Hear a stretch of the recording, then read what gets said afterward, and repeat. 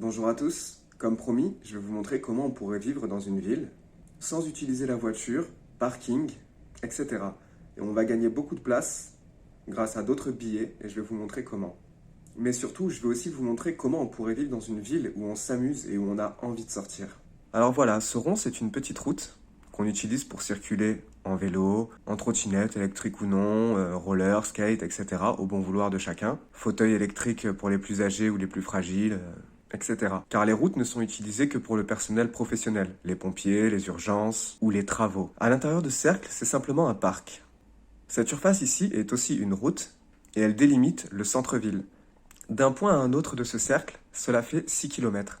On est d'accord qu'avec un moyen de transport comme un vélo, etc., ça se fait très facilement. Sachant que les centres-villes sont limités à 50 km/h normalement et qu'on est obligé de gérer ça avec beaucoup trop de routes, beaucoup trop de feux rouges, passages piétons, etc.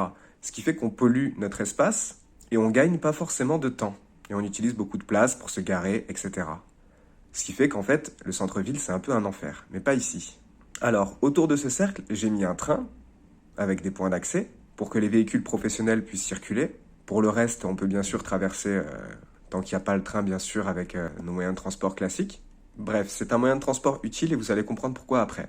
Ensuite, je rajoute des trams, métro, tout ce que vous voulez. N'importe quel moyen de transport qui puisse faciliter la vie des personnes les plus âgées, fragiles ou des gens qui n'ont pas envie de trop forcer. J'en ai mis 5, on peut en mettre 4, on peut en mettre 6, comme bon vous semble. L'important, c'est que ces moyens de transport soient le plus possible à énergie naturelle, en fonction des prédispositions de la ville. Si on est dans un endroit où le soleil tape fort, on peut mettre un train solaire, des trams solaires, pourquoi pas. Et voyez, la couronne que j'ai rajoutée là, ce sera quasiment toutes les habitations, en fait. Donc c'est là où nous vivons, principalement. Comme ça, on est tous proches de ce fameux centre d'activité. Et pour ce qui est des échelles, ça, je laisse les ingénieurs gérer le besoin.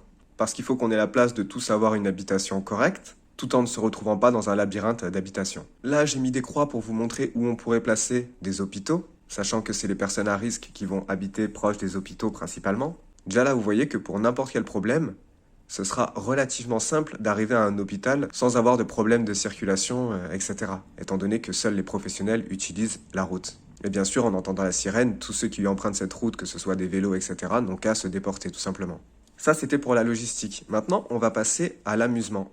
Donc vous voyez, dans un centre-ville, en fait, de quoi j'ai besoin? J'ai besoin d'une zone d'éducation, j'ai besoin d'une zone de loisirs, d'une zone pour la logistique, les bureaux, les serveurs, la justice. Alors pourquoi je vous dis que ce serait beaucoup plus fun? Parce que vous voyez, on peut tout simplement couper nos secteurs en parts de gâteau pour faire des quartiers. Là, j'en ai écrit quelques-uns pour pas tous vous les faire, mais l'important c'est que je vous explique pourquoi. Donc vous pouvez soit tourner autour grâce à la route avec votre moyen de transport, vos jambes, etc. Soit utiliser le train pour arriver en face du quartier que vous voulez. Si vous voulez aller au quartier de la musique, quand vous emprunterez le quartier de la musique, vous serez dans un univers, vous serez dans une zone qui est décorée, avec des concerts par exemple, des salles rondes, totalement hermétiques pour pas entendre la musique ailleurs, donc plus à texte, des zones en extérieur pour danser avec des musiques par exemple plutôt commerciales. Et vu qu'au fur et à mesure le quartier se resserre, étant donné qu'il est en part de gâteau, eh ben, arrivé à la fin du quartier vers le parc, vous avez plutôt des trucs chill, des musiciens amateurs qui font de la musique dans la rue pour le fun. Et bien sûr, dans le quartier de la musique, eh bien, vous avez des bars, vous avez des bancs, vous avez des zones où vous pouvez danser, etc. En gros, vous êtes dans un univers pour vous amuser et c'est pareil que vous soyez dans le quartier du sport, ou peu importe l'endroit que vous allez. Par exemple, il y a le quartier de la luxure, donc je n'ai pas besoin de vous décrire ce que c'est que le quartier de la luxure, mais voilà, vous êtes vraiment là pour vous amuser dans un univers cool. Par exemple, il peut y avoir le quartier des jeux, et dans ce fameux quartier des jeux, ben, vous aurez des endroits avec des billards, des baby-foot, des fléchettes, des terrains de pétanque. Donc ça serait plus pour les adultes. Donc à côté de ces fameux terrains, eh ben, il y aurait des jeux pour les enfants, ce qui permet que quand on sort, ben voilà, vous pouvez surveiller votre enfant tout en faisant une pétanque ou n'importe quel jeu, une zone qui ravit tout le monde. Et dans ce fameux quartier des jeux, eh ben, il pourrait y avoir pour les personnes âgées des jeux de dames, d'échecs à l'air libre, avec par exemple des parasols, enfin bref, des structures pour que ce soit agréable. Vous pouviez aussi avoir des jeux virtuels, parce que par exemple, pas tout le monde peut avoir chez soi un casque de réalité virtuelle ou le dernier cri. Donc du coup, c'est important qu'il y ait des espaces virtuels où vous pouvez vous amuser avec la technologie dernier cri. Et ce que je vous dis là, c'est valable pour absolument tout. Quand vous êtes dans le quartier de l'éducation, eh ben voilà, vous êtes dans une zone décorés. En fait, tous les endroits sont décorés en fonction du thème. Et il n'y a pas de voiture. Donc vous êtes vraiment, vous respirez, vous êtes dans un endroit sympa. Il y a bien sûr des routes pour circuler en vélo, avec comme pour le principe des autoroutes, des endroits pour ceux qui veulent aller très vite, des endroits pour ceux qui ont le temps, et le reste pour ceux qui marchent, etc. Et pareil, ces routes, elles servent pour les professionnels, les pompiers, les urgences, les travaux, etc. Étant donné que la ville, pour la traverser, c'est 6 km, à peu près tout le monde est en mesure de le faire, et au pire, il y a des moyens de transport. Vous voyez, le musée, par exemple, le fait qu'il soit en ligne droite, ça permet que quand vous vous baladez dans le musée, vous pouvez avoir le début de l'histoire jusqu'à la fin de l'histoire de l'humanité, de manière ludique en fait. Donc là, je pense que vous avez déjà une bonne idée du fun qu'il pourrait y avoir dans ce genre d'endroit. Parce qu'avec la logique de l'argent, malheureusement, dans les villes, on a quoi? On exploite les besoins primaires, donc on a énormément de restaurants, fast-food, miroirs, et du coup ça prend beaucoup de place, alors qu'on peut juste avoir un quartier de la restauration, avec toutes les cultures du monde, vraiment le top de la gastronomie. Et bien sûr, ça c'est une activité à réguler, parce qu'on ne peut pas tous aller au restaurant, mais ça vous allez le comprendre dans les autres vidéos. Mais l'important, c'est que tout le monde ait accès aux meilleurs restaurants. Il n'y a pas des gens qui ne peuvent aller qu'au fast-food, d'autres dans des restos moyens, semi-gastro et gastronomiques.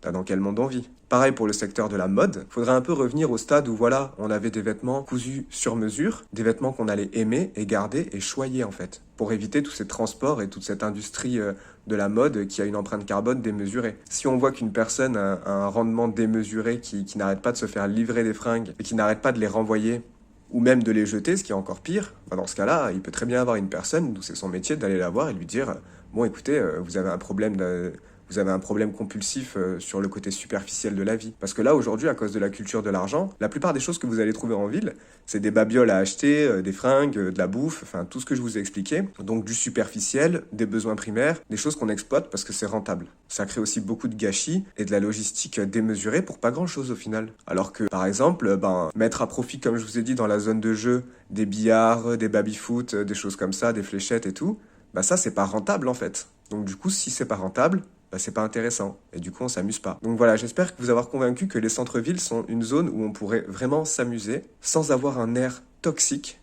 un endroit où il fait bon vivre et où les gens sont plus heureux.